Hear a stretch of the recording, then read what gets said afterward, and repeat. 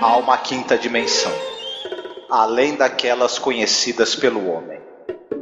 É uma dimensão tão vasta quanto o espaço, e tão desprovida de tempo quanto o infinito.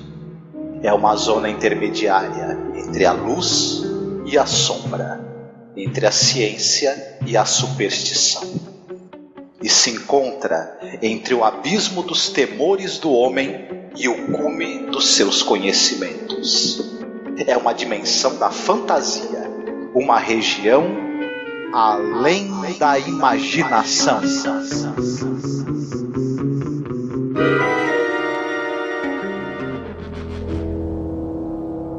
Olá, ouvinte, seja bem-vindo à nossa nova Zona do Crepúsculo.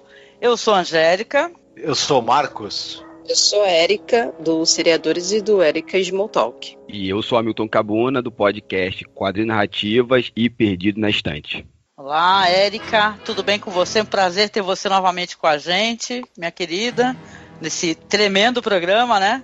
Tudo bem, muito obrigada pelo convite, por ter lembrado de mim quando viu o episódio. Fiquei bem feliz, porque eu gostei bastante do episódio. É importante. E também seja bem-vindo pela primeira vez conosco aqui, o Hamilton, né? Feliz de poder conversar contigo. A gente já trocou algumas figurinhas pelo Facebook, né? Estamos nos falando pela primeira vez. É verdade, agradeço a Angélica por ter me convidado também a participar do podcast e faço minhas palavras da Érica. Eu gostei muito do episódio. Muito obrigada. Vocês são maravilhosas. Pois é, ouvinte, hoje nós vamos falar então da série nova, né? Nós estamos gravando esses podcasts. Falaremos hoje do episódio que me deixou muito balançada, tá? Que é o terceiro episódio, que se chama Replay, tá? Que é um episódio que tem algumas inspirações da série clássica, mas tem ali uma outra roupagem, tratamento muito interessante de um tema que eu diria até urgente, né? Um tema muito importante e urgente. Roteiro ali trabalhado por um roteirista que eu não conhecia, né? Que é o Selwyn Seifo Hintz. Não conhecia o roteirista, mas ele trabalhou nesse roteiro e deu toda uma roupagem importantíssima. Avisando, isso é importante, que nós falaremos com spoilers, tá? Então é fundamental que você já tenha assistido o episódio. Caso você não tenha assistido, dá um pulo no nosso grupo lá no Facebook, que é Fãs de Além da Imaginação, que a gente disponibilizou para o pessoal poder assistir, né, poder conversar, ouvir o podcast. E aí, Érica, a gente tem alguma coisa assim inicialmente para a gente começar a abordar? Na verdade são poucas coisas e assim, uma curiosidade mais pra mim. Eu não sei, eu achei muito divertido, porque quando eu vi a mãe do episódio, é Nina, né? É Nina, eu acho o nome dela. Uhum. Eu fiquei assim, nossa, eu conheço ela de algum lugar, e aí eu fui procurar, ela foi a mocinha de Alien versus Predador. Nossa, eu fiquei chocadíssima. Não, e outra, né, o Marcos até que sinalizou pra mim, né, Marcos? Ela é a mãe do Blade. Sim, é Vanessa. É igual a mulher do Rei do Crime lá do Demolidor, Vanessa. Ela era a mãe do Blade, era a única outra pessoa negra no filme do Blade. Parabéns. É verdade. E a outra curiosidadezinha assim que eu tenho é que eles vão num dinner que é Buzz Bee Dinner, né? Que é uma referência ao Buzz Bee Coffee, que é referente ao episódio do Nick of Time, que foi meio que a inspiração desse episódio. Eu sei que o episódio ele tem uma inspiração. A gente pode até conversar um pouquinho brevemente sobre isso, até porque é da segunda temporada, e eu fiquei meio assim de comentar muito, porque a gente vai chegar nesse podcast, né, futuramente. Mas tem aquele A Most Unusual Camera, que é um episódio que fala de uma câmera fotográfica, como se fosse uma Polaroid, né? Que é uma caixa onde a pessoa consegue fotografar o futuro, né? E é um episódio que tem uma outra temática, nossa, uma outra pegada. São dois bandidos, depois aparece mais um cara que também vai ser uns golpistas, né? Que eles roubam ali um antiquário e acabam tendo acesso a essa câmera. Sabe, é um episódio que tem até uma vibe meio humorística, inclusive, né? Eu vejo também como uma inspiração para esse episódio de The Twilight Zone, mas eu já li em alguns sites, algumas resenhas, que as pessoas relacionam com outros. Pois é, esse roteiro ele aproveita um conceito que aparece no A Most Unusual Camera, ele também pega alguns elementos do Nick of Time, ele tem alguma coisa de Dia da Marmota também, né? Se a gente for pensar... Pra mim, ele tem uma coisa do que já... A gente pode dar spoiler porque já foi feito, que é o daquele da menina que bate o carro. Eu não sei o nome em inglês, eu não consigo falar aquele nome. É Hitchhiker, do caronista, sabe qual é? Sim, Hitchhiker, né? Isso, ele tem muito desse episódio, assim. Se você parar pra pensar na situação que fica acontecendo, é bem assim, essa perseguição que você fica assim, meu Deus do céu, sai daqui, demônio, o que tá toda hora aparecendo, sabe? Mas é isso mesmo, ele tem elementos de vários episódios, mas ele se sustenta sozinho, né? Ele pega esses elementos e constrói uma história interessante que ela caminha com as próprias pernas também, né? E que ao mesmo tempo você não precisa ver os outros, né? Eu achei isso bem legal. Uhum. E assim, inclusive do Nick of Time, depois assim, se me derem a brecha de dar o spoiler do episódio lá no final, assim, tipo, bônus, eu tenho uma parada muito interessante pra falar, que tem tudo a ver com o Nick of Time. É muito legal, assim, quando você para pra ver, assim, foi isso que ele fez, sabe? Gostei do episódio, assim, eu dou aula de roteiro pra quadrinhos, né, e a gente fica analisando muito essas coisas. Muitas séries e tal, pra até pegar referência de fora. E quando eu tava vendo o episódio, ele me impactou muito, porque o Pili, né, ele vai... A equipe toda do episódio, eles vão brincar com alguns... Não seria clichês, né, mas coisas que nós... eu sou um homem negro, né, mas nós passamos por isso, e ele vai colocando aquilo de uma forma que eu fui me identificando o tempo todo. Eu falei, cara, já vivi isso, eu já passei por isso. E foi me dando uma agonia muito grande no episódio, quando ela voltava no tempo... Uhum. E vivi aquilo novamente, né, de outras formas. Nossa, foi um episódio que eu gostei muito. E com certeza eu vou usar ele em algum momento nas minhas aulas.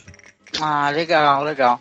O episódio, ele faz a gente pode conversar um pouquinho sobre isso, talvez antes de falar sobre ele, que o Rod Serling, nos episódios clássicos, ele tentou, até porque esse caso do Emmett Hill, vai ter uma referência no episódio. Uhum. Em 55 teve o assassinato desse rapaz, né, desse menino adolescente, né, um menino negro, diz que ele assobiou ali para uma moça que estava passando, ele foi sequestrado por 2 caras, porque ele era tipo de Chicago, ele estava no Mississippi fazendo ali uma visita e tal, tava Nossa, tava muito errado, porque Chicago era completamente diferente do Mississippi da época. E o caso, assim, só para as pessoas entenderem, eu vou tentar contextualizar um pouquinho, né? No caso desse menino, o que aconteceu? Ele assoviou, aí diz que a moça era noiva de um outro rapaz e tal, mas eles pegaram, sequestraram, eles barbarizaram, sabe? Eu não vou falar com detalhes, assim, porque é muito pesado. Barbarizaram o menino, mataram e jogaram ali num rio. Aí o caso, ele acabou fazendo uma grande repercussão, né, pela barbárie, pelo absurdo, né? A princípio os caras estavam até mentindo que o rapaz tinha fugido, porque como estava tendo essa briga aí, que ele tinha mexido com a menina e tal, que ele tinha voltado para Chicago, mas ele foi reconhecido pelo anel que o pai tinha dado para ele. O caso foi um caso assim com muitas repercussões, inclusive porque os jurados, né, o caso foi a júri, e eles mal não perderam, inclusive, muito tempo, foi 1 hora para dar o veredito, absolveram os caras lá, os brancos, de todas as acusações, né? É chocante, é um caso terrível. Então, inclusive, o corpo do menino, a mãe, fez questão que o caixão ficasse aberto depois, né? Ela fala, eu quero que as pessoas vejam, que o mundo veja o que fizeram com o meu bebê. Então vou deixar aqui até, inclusive na publicação, tem toda a trajetória aqui, né? Esse assassinato terrível, ele foi um catalisador para o movimento dos direitos civis, né? Inclusive com pessoas envolvidas, né? Pessoas maravilhosas, Martin Luther King, mais pra frente, e depois teve o caso da Rosa Parks também, né? Esse caso aconteceu nessa época que o Rod Serling estava fazendo aqueles episódios de teatro filmado, sabe? Que a gente comentou em algumas vezes aqui, que foi antes de The Twilight Zone. Ele fazia essa série Playhouse 90 e ele já estava instigado inclusive a tentar trabalhar essa temática, só que, claro, ele, né, não conseguia. Em The Twilight Zone ele tentou fazer episódios, também foi barrado ali pela CBS, imagina, né, com patrocinadores, né, e o pessoal não estava permitindo de jeito nenhum. Ele chegou a fazer um episódio, só que ele colocou o caso totalmente diferente, não tem nada a ver, foi obrigado a botar tipo um hispânico, né, colocou outra história totalmente diferente, e não conseguiu trazer essa história para, né, pro roteiro dele. O Serling sempre teve esse negócio de abordar essas fábulas morais, né, e tal, tipo, os monstros estão na Rua Maple. A gente comentou um pouquinho sobre a The Big Taoish, né? Quer dizer que o Serling sempre, se você vai ver em vários episódios, ele vai tratar de algumas questões de maneira às vezes meio não tão clara, mas ele nunca conseguiu trazer a baila, né? Precisou o Jordan Peele, 2019, fazer um episódio como esse, né? Que eu vou falar pra vocês que é um episódio que é impossível a pessoa assistir um episódio como esse e a pessoa não, não empatizar, a pessoa não querer fazer desse episódio uma discussão, porque ele é realmente, eu vejo, né? Eu não tenho, talvez, lugar de fala com toda certeza aqui, enquanto uma mulher branca, mas eu vejo como um episódio muito importante de ser debatido. E sinto tristeza, como não está tendo aqui no Brasil, né? Não tem esse canal de streaming, esse CBS All Access, né? Então muita gente não está nem conseguindo acessar, sabe, tal, né? Não está sendo muito difundido, né? Os 2 primeiros episódios, quando eu assisti, interessantes e tudo, eu não achei necessariamente melhores do que os episódios nos quais eles são inspirados, né?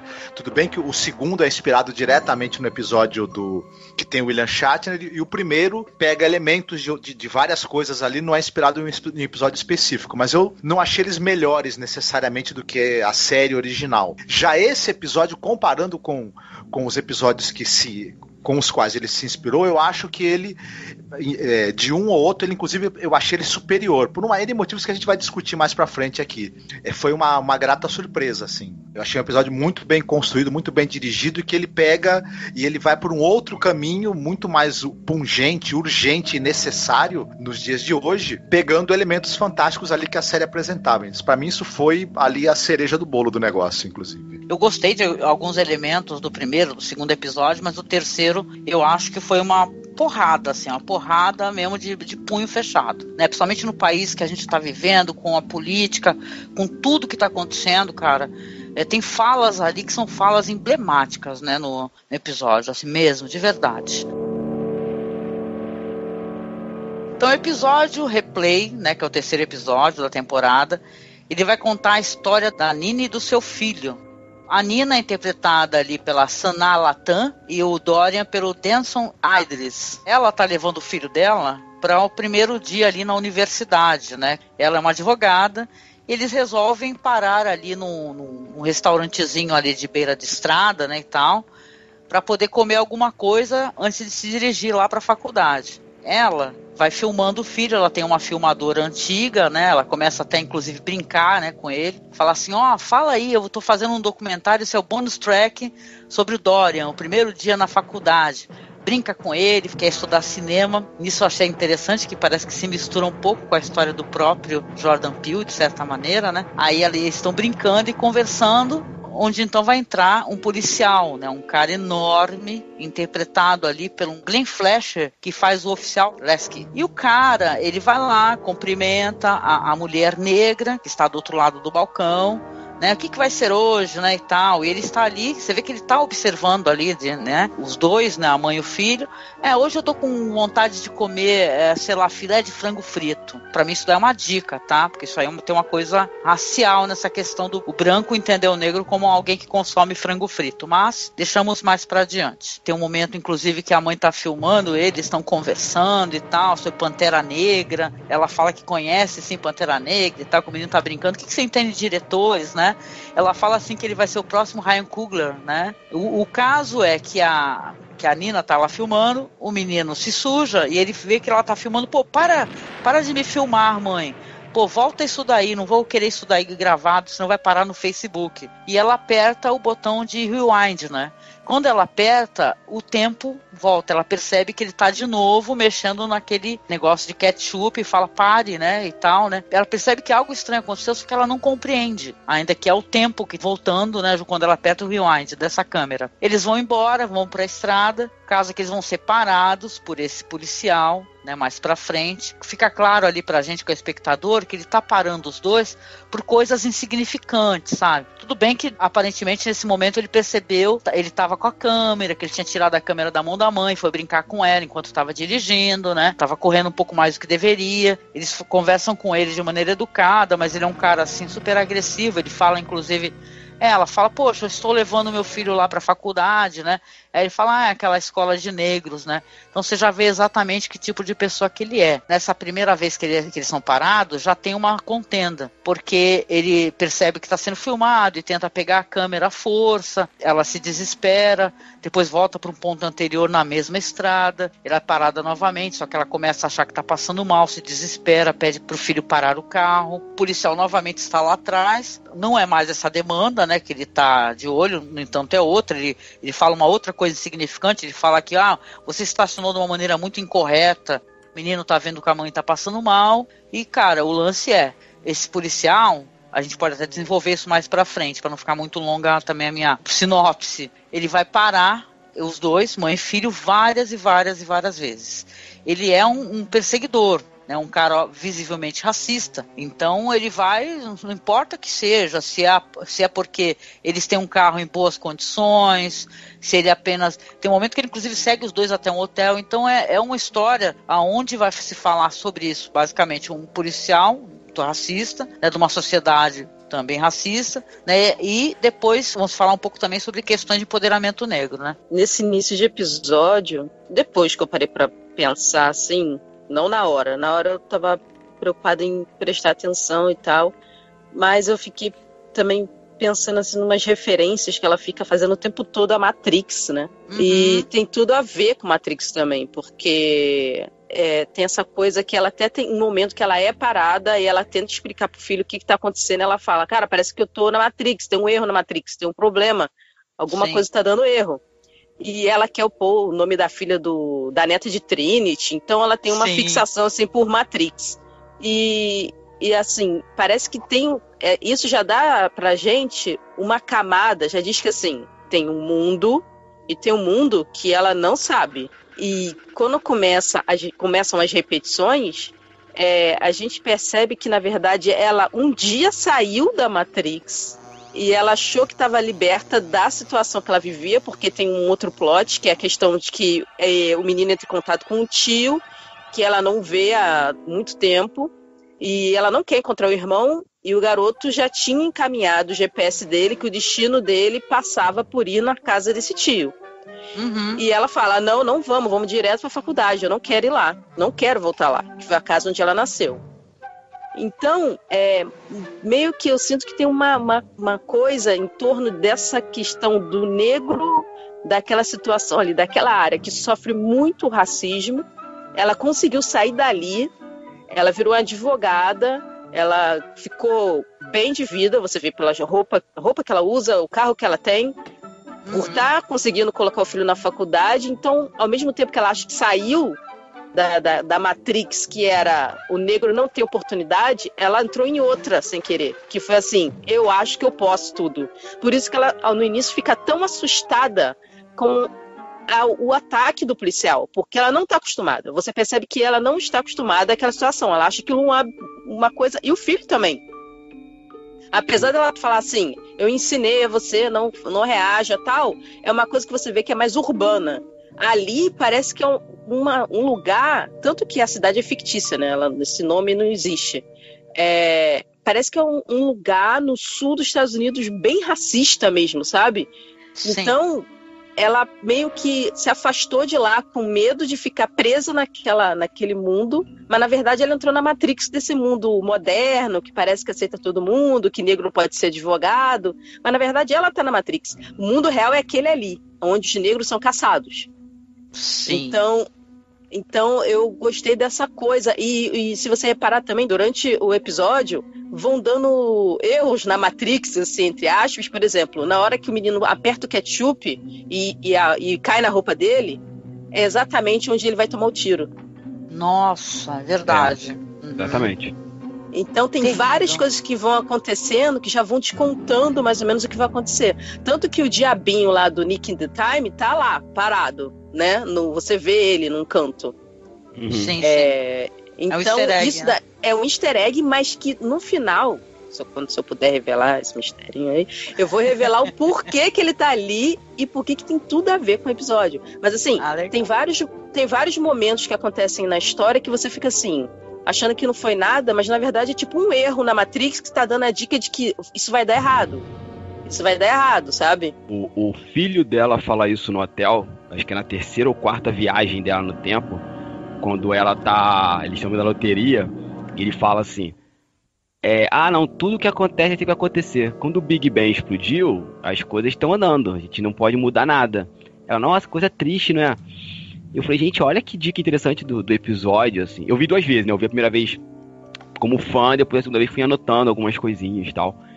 E é bem legal que o episódio tem o episódio todo tem um tom meio fatalista, em vários pequenos detalhes, assim. Quando começa a série, o que me chama a atenção é que eles pegam um ator pra fazer o policial meio bonachão, sabe? Ele não tem aquela cara do um policial malvado, ele é gordinho. Nossa, eu achei ele totalmente o estereótipo do policial racista, comedor de frango, que fica todo sujo vendo futebol americano. Eu achei ele bem escroto, eu achei o estereótipo muito horrível. Eu olhei pra ele, quando ele entrou no primeiro minuto, sabia, esse cara vai dar problema.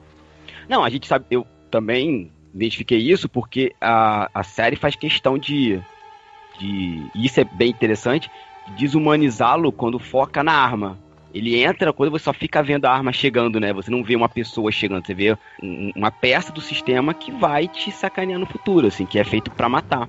Mas eu não vi ele como um cara, como a Erika falou, né? Assim, esse estereótipo, porque ele é um cara grande, meio gordo, eu achei ele com um cara meio de trouxa, assim. Mas quando ele faz aquela piada entre aspas, né, do frango frito, eu falei, nossa, será que é ele que vai gerar todo o problema? Porque eu achei que ele fosse ter um parceiro, alguma coisa, tipo aquele policial mais forte, mais senhor do engenho, sabe? Uhum. Não aquele cara gordo, assim. Sim, sim. Essa referência que a Erika falou da Matrix, eu não tinha me tocado, agora ela falando faz todo sentido, sim. Esse episódio tem várias leituras possíveis e camadas mesmo. É bacana isso. Esse personagem do policial, ele me incomodou. Ele é uma pessoa intimidante por um lado. Ele tem essa aparência meio ele é gordinho, essa aparência que não parece ser uma coisa que vai te intimidar, mas o que intimida é a atitude, né? Ele é um poço de frustrações. Em determinado momento a personagem da Nina vai tentar ter uma conversa com ele, se aproximar, para ver se ela demove dele a ideia de persegui-los, e ela percebe que ele é um poço de frustrações e ódio mal resolvidos, e o alvo preferencial dele purgar essas frustrações, essa raiva que ele tem dele mesmo, é contra as pessoas ali que são as vítimas preferenciais naquela região onde ele vive, né? Onde é socialmente aceito você perseguir, matar, etc, né? Pode não ser aceito pela lei, mas os usos e costumes fazem vista grossa para aquilo, né? Então é um personagem muito intimidante. Ao mesmo tempo, ele é meio que a morte também, né? A mãe tá levando o filho para a faculdade, imagine você perceber que evento ou entidade vai tirar a vida do seu filho quando seria o momento máximo, assim, de orgulho seu, né? Em que ele ia dar o primeiro realmente grande passo para o futuro. Isso é tudo muito assustador e gera uma sensação muito de urgência e de medo o tempo todo nesse episódio. Pegar a fala da Erika, ele é o correlato perfeito do Agente Smith no Matrix 1. É um cara de óculos escuro, todo de preto, sem nenhuma humanidade. As poucas vezes que a galera vai dar uma humanidade pra ele, pra gente tentar criar um tipo de empatia, é quando revela que ele é viúvo, né? Que ele tem uma aliança e que tá morto, mas ele tá cagando e andando pra empatia daquela mulher, assim. Ele fala, cara, eu sou racista, eu quero matar vocês porque eu sou racista. Ele não aperta a mão dela, ela tenta apertar a mão dele, eu não posso, quando estou com a minha arma no coldre, apertar a mão de alguém. Ele fala isso, ele não quer tocá-la. Gente, eu vi algumas coisas assim, eu queria até compartilhar as minhas impressões com vocês, né? Esse episódio ele é tão cheio de detalhes, assim, que realmente eu fiz a revisão, assim, assisti umas 2, 3 vezes, né? Até por causa das legendas, né? Quando ele chega no diner lá, que a Erika chama restaurante, o cara está sendo servido por uma mulher negra. Ele pensa, esse personagem, isso é socialmente aceitável para ele. É uma mulher negra, que ele está sendo simpático, né? Porque é alguém que está ali trabalhando, né? Para ele, né? Tá fazendo alguma coisa. É simpático com ela. Os dois, que ele olha, a mãe e o filho, são pessoas que quando ele sai de lá, ele vê que, são pessoas que têm um carro melhor do que o dele, se fosse lá. Eu vejo esse personagem, claro que ele é meio estereótipo, sim, só que ele é basicamente a mistura de ódios, assim, de personagens que eu já vi aqui no mundo real, saca? Gente frustrada, gente cheia de ódio, que quer descontar, que a pessoa negra não pode ter um carro melhor, não pode ter uma profissão melhor. A gente conhece, vocês com certeza sabem de relatos, até muito mais do que eu, de gente que tem que andar o tempo todo, com documento, com carteira do trabalho, com tudo, que os caras não acreditam, entendeu? Então, é assim, é um personagem horroroso, porque você vê que ele tem aquela coisa inexorável, né? O cara, ele vai seguir mesmo os dois, de qualquer maneira. Ele vai atrás dele na estrada, ele vai no hotel, cara. Imagina um momento que ela resolve, numa dessas vezes que ela aperta rewind, ela resolve ir para um hotel, falar, vamos filho, comigo para um hotel, porque eu não quero voltar sozinha. Ela começa a inventar, né? Não quero voltar sozinha à noite, depois te levar na faculdade. Vamos pro hotel, o cara vai bater na porta do hotel, falando que que recebeu relatos de barulho, de bagunça, entendeu? E saca, e começa a questionar qual que é a sua relação com ela. É a minha mãe, entendeu? Ela fala, ele é meu filho. Então, gente, é horrível. Não, assim. E ele ainda fala assim, ó, eu não perguntei pra você, eu perguntei pra ela. Tipo, qual a diferença faz? Tipo assim, o que o Hamilton falou também faz parte meio da minha ideia também. Ele é o agente Smith. Ele é o sistema. Ele não aceita que o negro tenha esse carro, ele não aceita que o negro vá para a faculdade, nem que seja de negro, ele não aceita que ela tenha aquela roupa, não aceita. O sistema foi feito para não deixar o negro chegar a lugar nenhum. Exatamente. Quando alguém quebra esse sistema, foge da Matrix, tá errado. Ele tem que colocar a pessoa de volta no lugar dela. E é esse o trabalho dele. Ele é o agente Smith. Ou ele, então, é pôr no lugar. Ou você vai ser eliminado, ou eu vou te colocar no seu lugar. Que eu vou te intimidar, te humilhar e fazer você desacreditar tudo que você é. Sim. Entendeu? E a construção é tão sutil que, pegando o gancho, esse teu gancho, Érica, e a fala da Angélica, quando ele chega no restaurante, a gente tem um ponto de visão dele. Ele está olhando de cima para baixo pra menina que atende ele, a senhora negra, quando pergunta pra ele. Eu falei, cara, isso é de uma sutileza, de mostrar assim, ó, eu estou acima de você. Ele olha, e quando ele tá com eles, o ângulo de câmera dá de uma forma de que eles estão sempre no mesmo ângulo. A mãe, o filho, né, e ele. Mas quando ele olha, ele tá sempre tentando olhar de alto. Sim. Ele, eu sou acima de vocês. Nossa. Não, e aquela cena revoltante, né, porque ela explode. Gente, eu também tava explodindo aqui. Ela tem esse momento com ele que ela tenta, o Marcos falou, né, que ela fala, gente, eu vou tentar de outra maneira. Aí ela vai lá conversar com ele, educadamente, simpática, chega e fala assim, olha, como é que é ser um policial, né, e tal, como ele mencionou essa questão da arma, aí ele fala, como é que é essa responsabilidade, né, você tá armado o dia inteiro, aí ele fala, muita responsabilidade, aí começa a contar um pouco da vida dela, e tem umas falas dela que ela fala muito sobre importar, né, o meu filho importa muito para mim, nós somos tudo um do outro, né, nessa vida. Casa muito com essa questão de vidas negras importam, sabe? Black Lives Matter. Obrigada, Érica. Tem muito isso, ela tá tentando, sabe, falar, olha, meu filho é muito importante para mim, ele tá indo fazer cinema na faculdade, aí ele olha para um menino assim, com aquela cara, parece um bom menino. Ela levanta e fala, nossa, eu consegui conversar com esse cara um pouco, eu preciso tentar, né, tocar o coração desse cara de algum jeito. Pois ela levanta, quando ela tá dando as costas, ele pergunta para ela, esse carro aí fora é da senhora? Aí ela vira para ele assim, sim, por quê? É um belo carro, hein? E tal. E depois segue os dois, vai atrás dela para pedir documento. E aí dessa vez ele faz o quê? Dessa vez ele mata o garoto, porque era o que mais importava para ela. Então, tipo, sim. Quanto mais... porque a gente espera a situação seguinte. O negro vai o quê?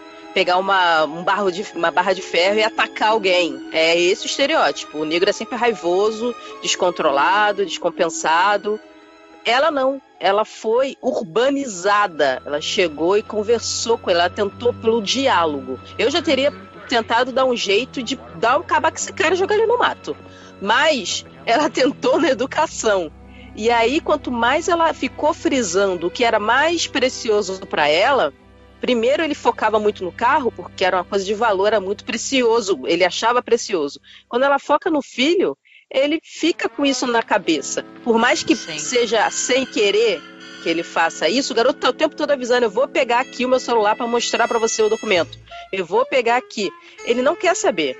Ele vai e atira no peito do cara. Tipo, parece que é uma coisa proposital, sabe? Por mais que soe sem querer, na história pode ser sem querer, mas tem toda essa coisa de a gente já ter visto que ele se sujou no mesmo lugar e dele ser sempre pontual, ele sempre ir no que mais importa. E antes ele estava frisando muito no carro, esse carro aí, esse carro aí, esse carro aí.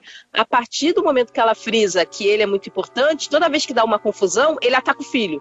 Ele ataca o filho, ele ataca o filho, ele ataca o filho. Na faculdade, não, entendeu? Ele quer acabar com os sonhos, né, deles. Ele acha errado isso, né? Ela fala, o moleque vai fazer faculdade, o moleque tá começando uma nova fase da vida dele, né? Pô, e aquela cena, aquilo foi muito emblemático pra mim, gente, ela gritando, né? Porque ela se descontrola, porque quem em sã consciência vai conseguir, né, se manter impassível, né? Percebendo que tu não tem como fugir de uma situação. Ela fala, por que esse carro não pode ser meu? Por que esse carro não pode ser meu? Ela começa a gritar, porque é um absurdo, gente, por quê? Parece que sabe, naquele momento, né, são todos, né, as pessoas perguntando por que eu não posso ter coisas boas, né? Então, por que a sociedade não aceita isso? Então, sabe, é contundente mesmo. Porque o sistema não foi feito para isso. O sistema não foi feito para você ter esse carro. Se você, um negro, tem um carro desse, só pode ser roubado, entendeu? Primeira coisa, a primeira vez que ele para eles, é uma senhora e um garoto. Ela fala, tô levando ele pra faculdade, vocês têm uma arma no carro? Por que alguém ia perguntar isso? É ridículo. Não tem sentido nenhum, é só porque eles são negros, sabe? Ele faz, toda vez que ele para mostrando um estereótipo de motivo pelo qual algum negro foi parado algum dia e acabou sendo morto ou assassinado nos Estados Unidos. Se você jogar no Google, parado, pegou o celular e tomou um tiro, vai ter. Parado e foi perguntar se tinha uma arma, foi falar que não tinha, foi pegar o documento do carro e tomou um tiro. Você vai achar uma morte negra para cada situação que foi apontada nesse episódio, eu aposto. Sim, com certeza. São coisas que acontecem direto nos Estados Unidos e aqui no Brasil acontece às vezes pior, porque aqui se um sumir, sumiu, porque ninguém vai atrás mesmo, entendeu? Porque aqui é terra sem lei. Eu sou professor, sou um homem negro, tenho faculdade, tô fazendo mestrado agora. Eu já vi isso, num evento uma vez, eu tava lá parado com a roupa do coletivo que eu faço parte, coletivo de quadrinhos, a Capa Comics. Uma moça chegou pra mim e perguntou se eu era da faxina. Onde é que eu jogo esse lixo aqui? Eu falei, eu tenho uma mínima ideia. Você não trabalha aqui não? Óbvio, eu não tava com a roupa ler, uma feira literária que tem no Rio de Janeiro. Eu não tava com a roupa da galera da faxina, mas só que eu estava parado. A moça falou assim, não, ele é negro, tá aqui no evento, logo ele não pode ser o quadrinista, não pode ser o escritor, ele tem que ser alguém da faxina. A moça, não, confundi. Complicado. Confundiu com o quê, minha senhora? Porque não tem o que confundir, sabe? Tipo, uma coisa é igual, eu sempre tô parado em qualquer loja, vamos dizer assim, sei lá, nas Casas Bahia. Eu não estou de uniforme das Casas Bahia. A pessoa vai vir perguntar pra mim, oi, pode me ajudar aqui com não sei o quê? Gente, as pessoas sempre presumem que se você é negro e tá em algum lugar, você não está consumindo. Você tá lá vendendo ou você tá no cargo mais baixo que tem ali. Ela resolve ir pra casa do irmão dela, né, que é o tio, que é o Neil. Ela até comenta um pouco antes com o filho, que inclusive ela não se dava muito bem com o pai dela, né? Parece que ela saiu de casa, nunca mais voltou, nem pro enterro do próprio pai.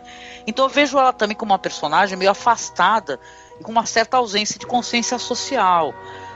Porque o filho dela até fala assim, poxa mãe, diga-me mais, né, uma hora que ele tá brincando com ela com a câmera, como é que você acha que eu sou um homem negro, criado nos Estados Unidos aqui, sem ter contato com essas coisas? Porque o tio, esse sim, ele já era muito mais ativista e tal, né, e ela a dado momento ela resolve, né, ela fala, poxa, eu vou ter que fazer uma outra coisa, porque não consigo me livrar desse policial.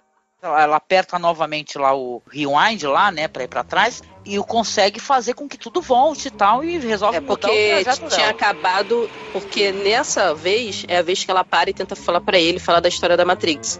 Sim. Porque o filho tinha morrido, e aí ela não aguenta, ela para porque ela tá chorando e ela não aguenta. Tipo assim, ele tinha acabado de morrer, ela conseguiu trazer ele de volta, porque quando ele toma o tiro, a câmera cai no chão, então ela acha que a câmera quebrou, tipo assim, aí tem todo esse drama, mas ela consegue trazer de volta. Então ela fica desesperada, tipo. E aí ela fala, o que eu tenho que fazer de diferente? O que eu tô fazendo errado? E aí o garoto aperta e fala, o meu destino é esse aqui que eu tinha marcado. O tio, sim. Que eu tinha que passar na casa do meu tio. E aí era mais pra despertar ela, que é essa parada da Matrix que eu falei. Porque quando ela tá conversando com o policial lá na frente, lá atrás, ela fala: a minha família me achava metida.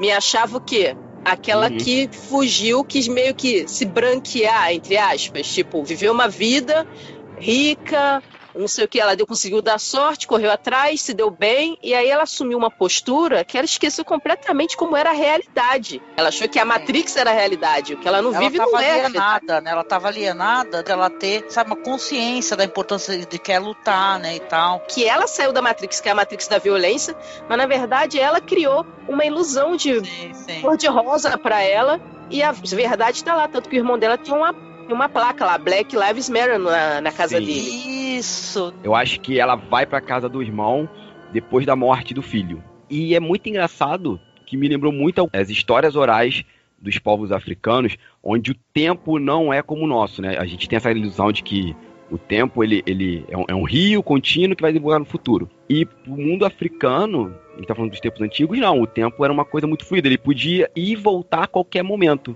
E que você tinha que aprender alguma coisa com isso, assim. E quando ela resolve voltar para as raízes dela, me lembrou... É porque eu não tive tempo de pesquisar, mas tem uma história africana que é muito parecida com isso, assim, que a pessoa, ela volta no passado para compreender alguma coisa da família dela, para ela continuar indo para frente. Tanto que o nome da cidade, eu anotei aqui, é Yearville, amanhã, né, a cidade do amanhã, indo pra frente, cedo, uma coisa assim. Eu achei essa coisa do roteiro, né, de eles estão se baseando, a galera sabe o que tá fazendo, né, não é só uma simples viagem no tempo, é uma viagem no tempo com contexto africano mesmo, assim. Tanto que quando ela chega e ela fala pro irmão o que tá acontecendo, ele aceita de cara. Porque não ele fala dúvida. Assim, o nosso pai falava sobre isso. Nós somos um só. As nossas raízes mostram que a gente tem uma ligação ancestral muito forte e que leva a gente a ter essas coisas. Então, ele acredita de cara nela, dizendo que ele estava magoado com ela, claramente. Ele fala, você não voltou nem pelo nosso pai gostava muito de você, mas ao mesmo tempo ele meio que fala, ele sabia tudo que acontecia com você, mesmo você não estando aqui. Então, é meio que assim, a mágica é da câmera, mas ao mesmo tempo também a família tem toda uma magia que quando ela tentou sair daquilo ali, que um outro irmão morreu, né, também lá assassinado, quando ela tentou fugir, ela acabou perdendo esse contato. Sim. Entendeu? Então, aí ela pede essa ajuda para ele, né, pro irmão. O irmão aceita de plano e o irmão tem toda uma pesquisa porque ele tá pegando histórias de vivências negras na região. E ele tem um mapa sobre a localidade e eles tinham a mania de cortar caminho porque aparentemente tinha um guarda que ficava tomando conta das ruas quando eles eram pequenos. E eles tinham que fugir desse cara para poder ir em vários lugares, tipo, para olhar a universidade, sabe? Então ele já tinha meio que um semiplano. E aí é meio que, para mim, parece que ele vai mostrando como o negro, para conseguir chegar numa faculdade, precisa cortar por caminhos inesperados e hiper difíceis e muito mais complexos do que um branco.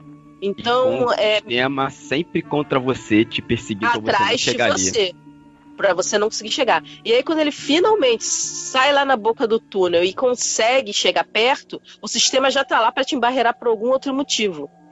E aí é a hora que, tipo, vem uma coisa que eu acho muito legal, que também rima um pouco com a história, porque o garoto gosta muito de ouvir hip hop, né? Uhum. Rap e tal.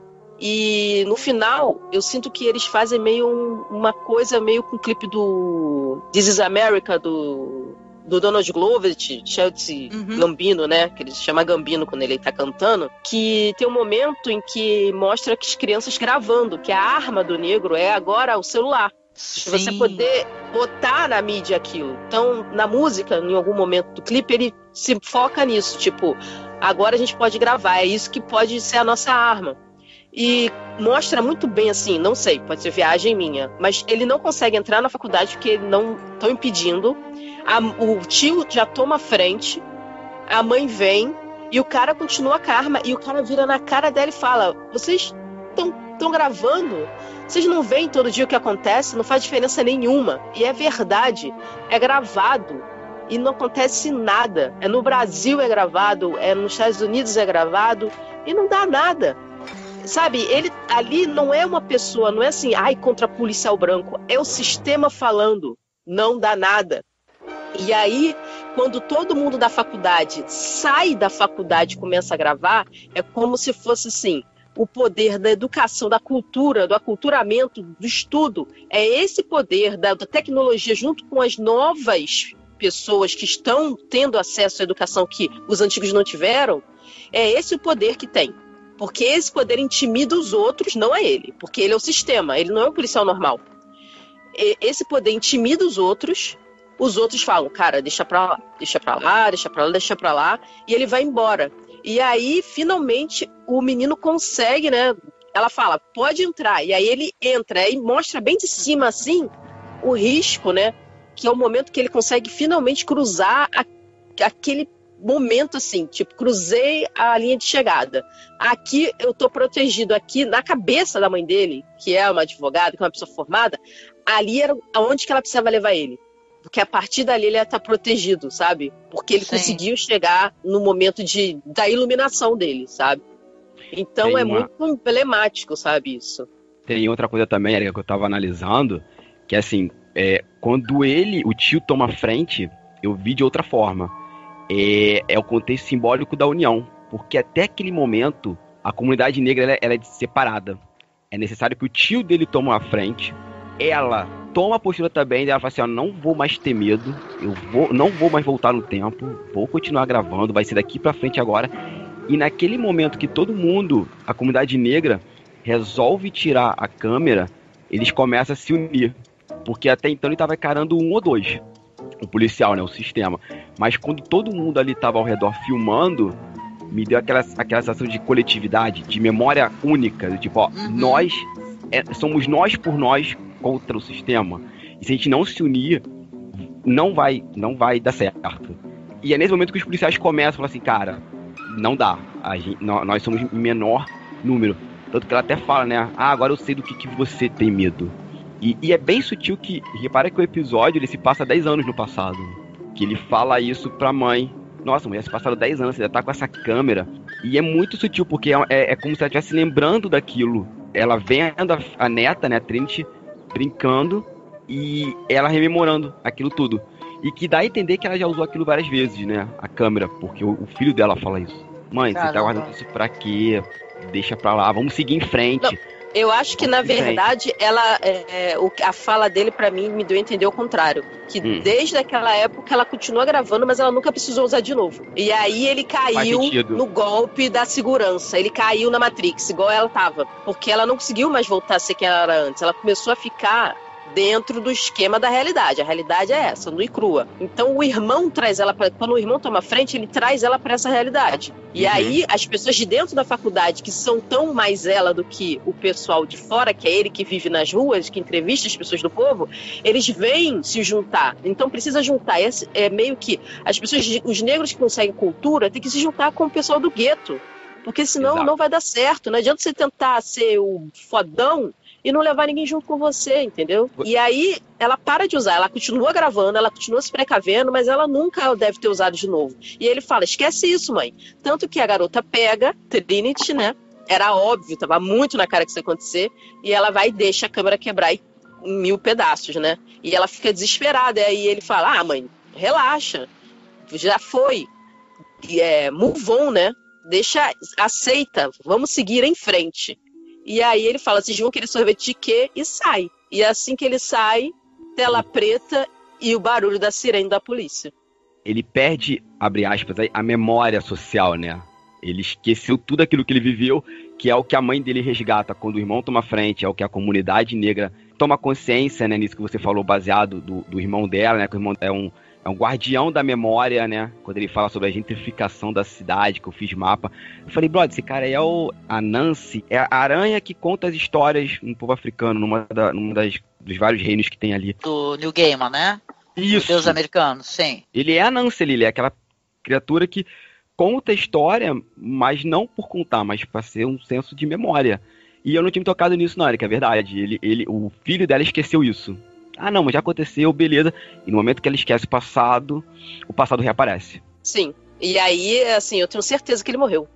Pra mim não tem outra resposta pra aquele final, assim, é dúvida, talvez, não sei o quê.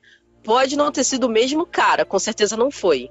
Mas eu tenho certeza que ele foi parado, aconteceu alguma coisa, e por ele ter esquecido assim, tudo que ele passou, ele foi, arredio, né? Que a gente não pode reagir, né? A gente tem que aceitar. E ele deve ter morrido, entendeu? E ficou ela e a garota, a Trinity, né? Uhum. Então, é muito emblemático. E aí é que eu queria depois, se puder falar, que é um spoiler de um episódio que ainda não teve, que é o do Nick and the Time, porque que ele tem a ver... Quer falar já? Isso. Pode falar se quiser. É um spoiler do Nick and the Time, do final, inclusive, assim, porque ele é exatamente o espelho desse episódio do William Shatner. O William Shatner, ele entra, mexe naquele demôniozinho que tá no mesmo café, que é da mesma empresa, né, aparentemente, porque tem um nome parecido, um é Dinner, outro é Café, mas é o mesmo nome, e ele começa a fazer perguntas e descobrir coisas que vão acontecer com ele. E aí, no final, ele toma a resolução com a namorada de que quem faz o destino dele é ele. Ele não vai ficar preso naquilo. E aí eles conseguem sair, e aí entra um outro pessoal e começa a mexer no diabinho. O Nick and the Time, basicamente, o final é esse. Com o negro, é diferente. Ele não pode escolher o destino dele. O destino dele está traçado. As dificuldades vão ser aquelas sempre. Então ele vai escolher até determinado momento. Quando o sistema não quiser mais, acabou. Então você não pode levantar e falar, eu sei, eu consigo vencer porque eu decido o meu destino. Não, o seu destino está traçado. Você vai ter que desviar dele de algum jeito. Você vai ter que dar seus pulos, você vai ter que correr pelas ruas mais insólitas para conseguir chegar na faculdade pelos bueiros, pelos esgotos, porque o seu destino está traçado pelo sistema. Então você não vai conseguir, sabe? É o inverso do episódio. Eu fiquei muito assim, tipo, cara, o branco tem esse poder, né? Virar e falar, eu decido meu destino. Eu não posso falar, eu decido meu destino, porque eu sendo negra, eu não vou ser contratada, eu sendo mulher, eu não vou ser contratada porque engravido, e eu nem vou engravidar, nem tenho interesse, mas ninguém quer saber. Sabe, as dificuldades que o negro, a pessoa que é minoria passa, não é ela decidir fazer. Ela não vai fazer se o sistema não deixar. E é engraçado, Érica, que volta no que ele fala no hotel. Quando o Big Ben explodiu, tudo já foi determinado. E o destino dele, talvez, tivesse sido diferente se ela tivesse voltado no enterro do pai. Porque teria tido uma visão, uma noção diferente, uma memória diferente. Porque isso tudo serve para mostrar ela, a morte dele serviu para mostrar ela que ela precisava mudar. E aí ela mudou, só que o que acontece? Ele não teve essa capacidade, ele se perdeu. Então ela precisava desse ciclo da morte se fechar para poder fazer a transformação completa dela. Então, agora, a oportunidade que ela tem é com a neta. A Trinity que vai ter que sair da Matrix agora. Então, é bem louco, assim, pensar esse negócio.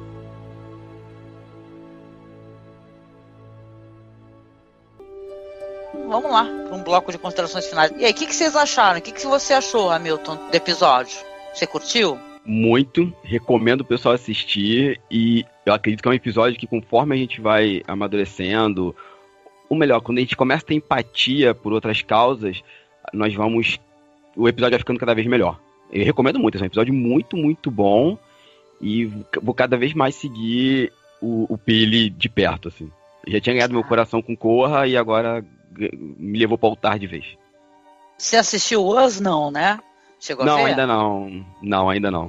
Ah, quero muito, gente. Também não vi. Ah, legal saber que você curtiu, meu amigo. E você, Érica? Você aprovou o episódio? Foi um terceiro episódio interessante? Eu achei que foi o melhor episódio, apesar de ter a nota mais baixa no IMDb.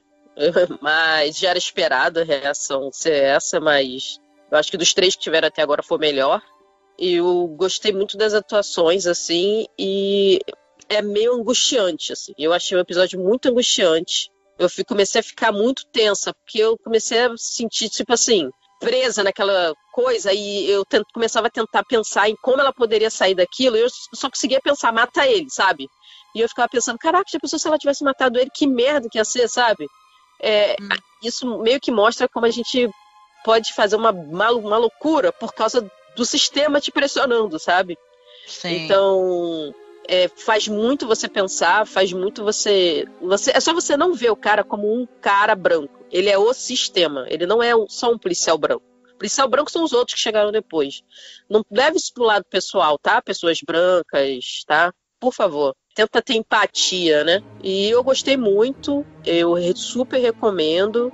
E assim, eu queria fazer uma recomendação, por incrível que pareça. É o livro Ódio que Você Semeia, que eu super recomendo, que fala a história de uma menina que vê o amigo dela ser assassinado por um policial. Então, é um livro infanto-juvenil, assim, young adult, que fala, né? Jovem adulto. Eu não vejo um filme, o filme é bem ruim, mas o livro é muito bom. E é uma história muito legal, que inclusive ela cita esse menino que você falou que foi morto, ela cita o nome de todos os negros que foram mortos, que ficaram famosos, que saíram na mídia, sabe? Ela cita todos eles no final do livro, para poder que sejam lembrados, sabe? Para não serem esquecidos. Então, é um livro fácil de ler, serve para todo mundo. Pessoas brancas, por favor, leiam o livro. Vocês vão entender. A menina tem um namorado branco, então tem toda uma questão. Então, é bem legal, assim, você ver como é capaz de ter empatia pelas pessoas, assim, lendo um livro, talvez, de uma jovem, né? Eu acho que é mais palatável, às vezes, para a pessoa entender. É isso, Sim. muito obrigada. Angélica, então posso só fazer uma recomendação, baseado na fala da Claro, pode sim. Nós gravamos um episódio, eu, Domênica e Carissa, que ela tem um canal no YouTube sobre cinema. Ela é da Bahia, se eu não me engano. Justamente sobre esse livro, O Ódio que Você Semeia. Small Talk também tem um podcast sobre o filme e o livro. Opa, vai estar tudo linkado, gente, com certeza. Muito legal. Não conheço, tá? Quero muito ler. Muito bom, Érica, muito legal.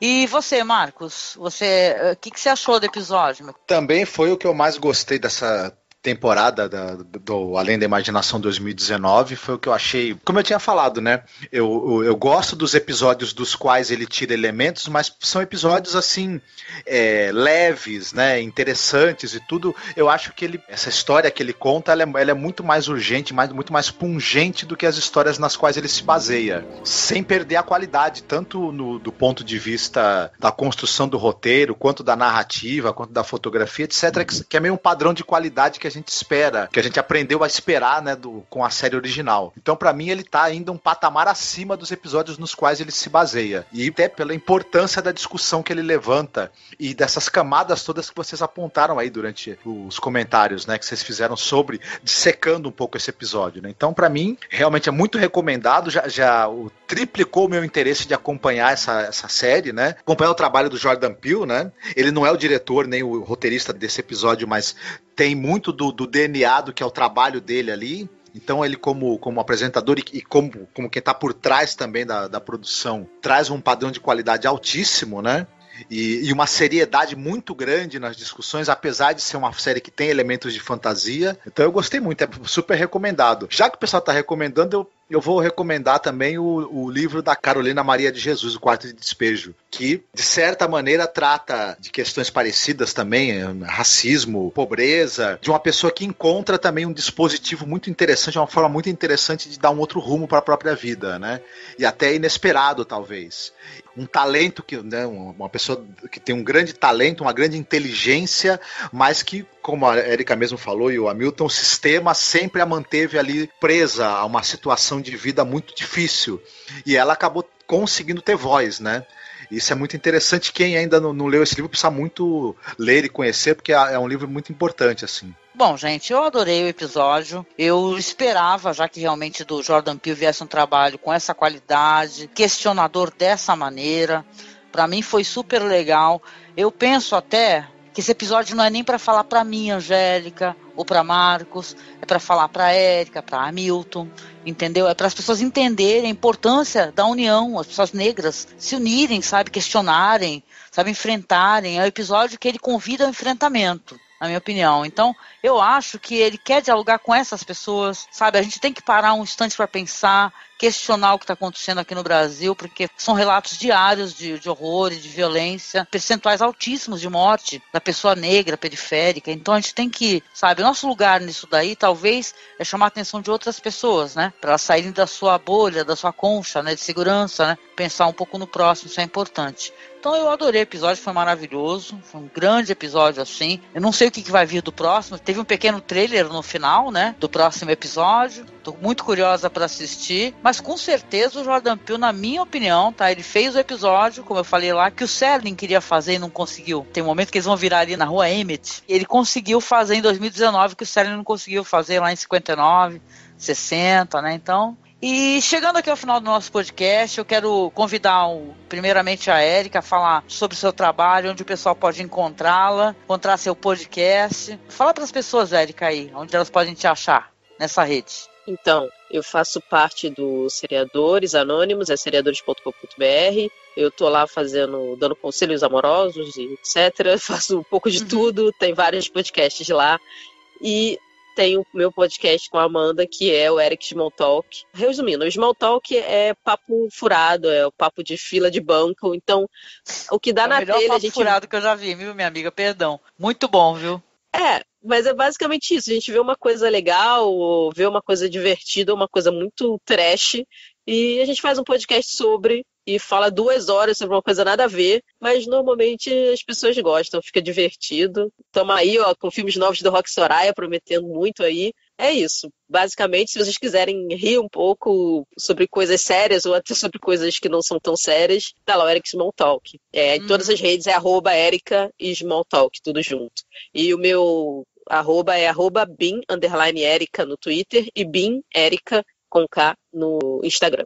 Ah, legal, Obrigada. Legal. Imagina, eu que agradeço demais a tua colaboração, minha amiga. Obrigada. E também convidando o nosso amigo Hamilton aqui, que pela primeira vez veio visitar a nossa casa, falar um pouquinho sobre The Twilight Zone. Espero que é a primeira vez de muitas, viu, Hamilton? Seja convidado a próximos episódios. Fala um pouquinho aí sobre o seu trabalho, fala os links aí para o povo poder te visitar. Bom, gente, agradeço pra caramba, adorei participar do cast, adorei o episódio. Eu cresci não, né, assim, mas eu acompanhei a série clássica lá atrás e confesso que eu não sabia dessa nova roupagem da série. Então, Angélica, Marcos, Érica, obrigado pelo convite. E, bom, eu tenho um podcast chamado O Quadrinhos Narrativas, onde eu foco na cultura pop independente nacional, quadrinhos, games, board games, e de vez em quando a gente entrevista algum pesquisador ou pesquisadora acadêmico, né, para falar sobre como anda a pesquisa sobre a cultura pop brasileira. E de vez em quando eu dou um pitaco lá no Perdido na Estante, do site Leitor Cabuloso. Meu podcast está no Mr. Play, é mrplay.com.br, e o Perdido na Estante é o podcast do Leitor Cabuloso. E eu tenho aí meu Twitter, né, que é Hamilton Cabuna, dá para me encontrar com esse nome, a Cabuna com K é tranquilo, e eu fico mais ativo no Instagram, que é o Cabuna Hamilton. Então tô por lá aí, quem quiser trocar uma ideia, falar, estão por aí. Obrigada, Hamilton. Espero que você retorne. Eu vou ficar aguardando aqui o seu retorno no podcast. Só convidar. Legal. E agradecer também ao Marcos, também por participar com a gente aqui. A gente vem chegando aqui ao final do nosso podcast, saindo da nossa zona do crepúsculo. Triste, cruel, né? A zona do crepúsculo. E aí, Marcos, você quer deixar aí uma mensagem final para o nosso ouvinte? Eu estou aqui ainda refletindo sobre tudo que foi dito. Então, o que eu gostaria de pedir ao nosso ouvinte é que assista o episódio, depois escute essa discussão maravilhosa que rolou aqui e reflita muito sobre tudo que foi dito aqui, sobre a sua vida e sobre a sua relação com os outros, né? No atual momento do Brasil, isso é muito necessário. A gente já tem uma sociedade atrasada, retrógrada, preconceituosa, excludente, e ela ainda quer dar passos para trás, né? Então, isso não pode, de jeito nenhum, né? Então, a gente precisa evitar isso sob qualquer meio que a gente possa, né? O futuro depende disso, por aí. Com certeza. Deixo aqui para vocês um grande abraço. Recomendo que vocês acessem a nossa página lá no Facebook, além da Imaginação Podcast, o nosso grupo. A gente está ali se juntando também para trocar experiências, trocar inclusive material de conteúdo para poder, né, ter acesso. E siga-nos nas redes sociais, Masmorra Cine, no Facebook, no Twitter é Masmorra_QS e no Instagram é @MasmorraCine, tá? Se você puder, para poder nos ajudar, para que a gente continue mantendo o nosso conteúdo, o nosso servidor. Nos apadrinhe, tá? Seja nosso padrinho, nossa madrinha. E a gente finaliza aqui deixando um grande, grande abraço. E até o próximo podcast, né, gente? Tchau, gente. Tchau, gente. Tchau, fiquem Pronto. bem.